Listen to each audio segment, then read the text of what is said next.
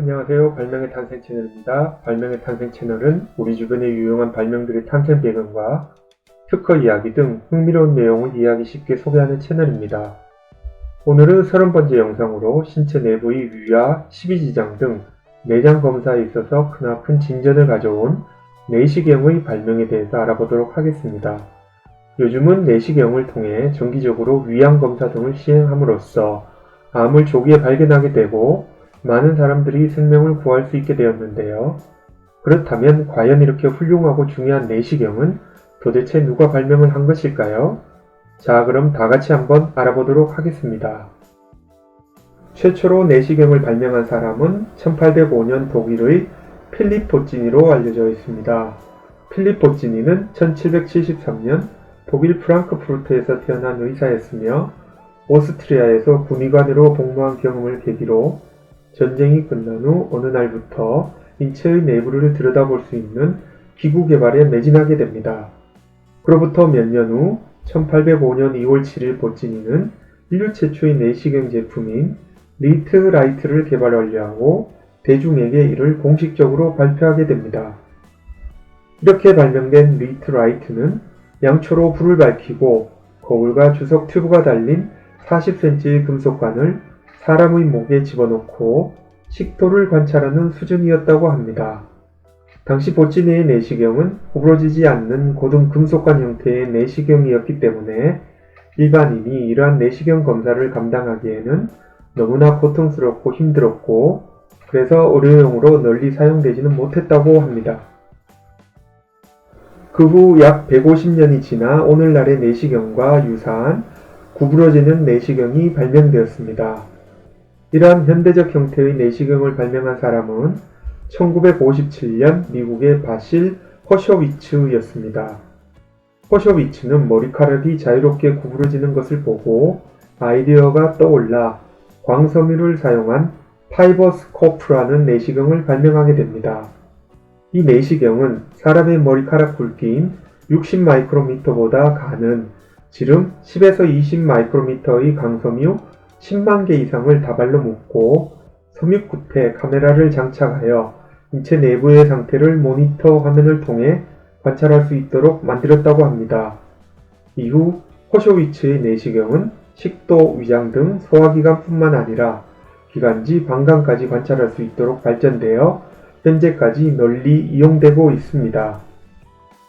이러한 허쇼비츠의 구부러지는 내시경 발명은 1956년 12월에 미국 특허청에 출원되었으며 그로부터 약 5년이 지난 1961년 11월에 특허로 정식 등록되었습니다. 당시 허쇼비츠의 구부러지는 내시경의 발명의 명칭은 Flexible Light Transmitting Tube, 즉 유연한 광 전송 튜브라는 명칭으로 출원되었음을 알 수 있습니다. 이러한 허쇼비츠의 발명은 발전의 발전을 거듭하여 60년이 지난 오늘날에도 여전히 널리 사용되고 있으며 내시경 검사에 이용되어 위암과 같은 암을 조기 발견하게 됨으로써 수많은 사람들의 생명을 구할 수 있게 되었습니다. 파이버스코프 발명의 내용을 도면을 통해 살펴보면 식도를 통해 삽입된 내시경은 유연하게 구부러지면서 위와 십이지장 등 소화기 내부를 직접 들여다볼 수 있었고 10만 개 이상의 광섬유 다발 튜브의 겉면을 방수층이 감싸고 이 방수층의 겉면에는 다시 나선 형태의 금속층이 감싸져 외관의 모습은 흡사 오늘날의 샤워기 호스와 비슷한 형태였음을 알 수 있습니다. 또한 내시경의 한쪽 끝에는 어두운 내장 속을 환하게 밝히기 위한 광원과 프리즘, 렌즈 등이 부착되어 있고 내시경 튜브의 겉면에는 쪼그라든 내장에 바람을 불어넣어 팽창시키기 위한 공기 튜브도 부착되어 있었습니다. 또한 현재로부터 30년 전에는 고통스럽게 내시경 튜브를 입에 집어넣을 필요가 없이 알약 형태로 삼키기만 하면 되는 캡슐 내시경이 발명되었습니다. 이러한 캡슐 내시경은 이스라엘 국방성 산하 무기개발연구소의 기계공학자인 가브리엘 이단 박사가 1981년에 발명한 것으로서 원래 미사일 유도에 필요한 전자눈 장치를 개발하던 중에 이 기술을 알약 형태의 먹는 캡슐 내시경에 처음 적용하게 됩니다. 이러한 캡슐 내시경은 두께 11mm, 길이 약 26mm, 무게 약 4g 정도로 알약 크기만 했고, 물과 함께 삼키면 이러한 캡슐 내시경이 입에서부터 직장까지 음식물의 이동 경로를 따라 이동하면서 식도, 위, 십이지장, 소장, 대장에 이르기까지 모든 소화기 내부를 촬영하게 되는데, 캡슐 내시경 검사는 내시경을 삼킨 뒤 일상생활이 가능한 장점이 있었고, 약 24시간이 지나면 대변과 함께 자연스럽게 몸 밖으로 배출됩니다. 이러한 캡슐 내시경은 몸속을 이동하는 동안 1초에 2장씩 8시간 동안 약 5만 장의 사진을 촬영하여 배나 허리에 부착된 수신기로 사진을 전송한 뒤 수신기의 사진을 컴퓨터로 옮겨 의사가 모니터로 사진을 보면서 몸속의 이상 여부를 판독하게 됩니다. 현재의 캡슐 내시경 제품과 유사한 형태의 2단 박사의 특허는 2000년 3월 8일에 미국 특허청에 가출원된 것으로 확인되었으며, 그로부터 1년이 지난 2001년 3월 8일에 다시 정식으로 출원되었습니다.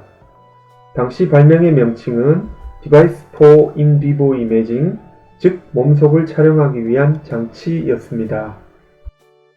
이러한 2단 박사의 캡슐 내시경 발명은 캡슐 내부의 셀 배터리 형태의 전원과 초소형 카메라, 조명, 렌즈, 투명 창 등 심해 잠수함과 유사한 형태를 갖추고 있었으며, 카메라에 의해 촬영된 사진을 발신기와 안테나를 통해 몸 밖의 수신기로 1초에 2장씩 전송할 수 있었다고 합니다.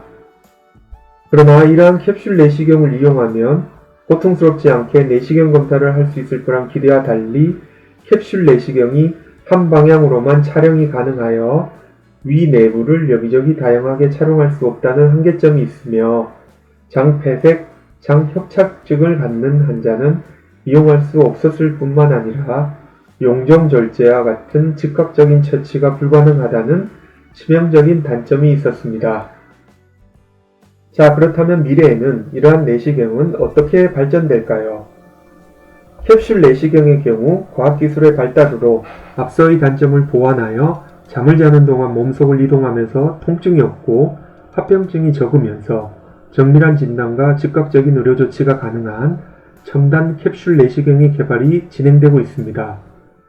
또한 코를 통해 몸속으로 삽입하는 경비 내시경도 개발이 완료되어 이미 국내에서도 2004년 국내 여러 의료기관에 도입 및 계속해서 보급이 확산되고 있는데, 이러한 경비 내시경은 가늘고 부드러운 내시경 도구를 코로 삽입하기 때문에 일반 내시경처럼 구역질이나 목 통증이 없어 수면 내시경이 어려운 고령의 환자나 심폐기능에 문제가 있는 환자도 편안하게 내시경 검사를 받을 수 있다고 합니다. 머지않아 캡슐 내시경이 각 가정마다 개인 전용 내시경으로 널리 보급된다면 개인별로 언제든지 잠을 자는 동안 내시경 검사를 할 수 있고, 또 이를 원격으로 의료기관으로 전송하여 원격 내시경 검사와 진료를 받을 수 있는 날이 곧 오지 않을까 하는 기대를 해봅니다. 다음 시간에는 또 다른 재미있는 발명의 탄생과 히스토리에 대해 함께 알아보도록 하겠습니다. 구독, 좋아요 눌러주세요. 감사합니다.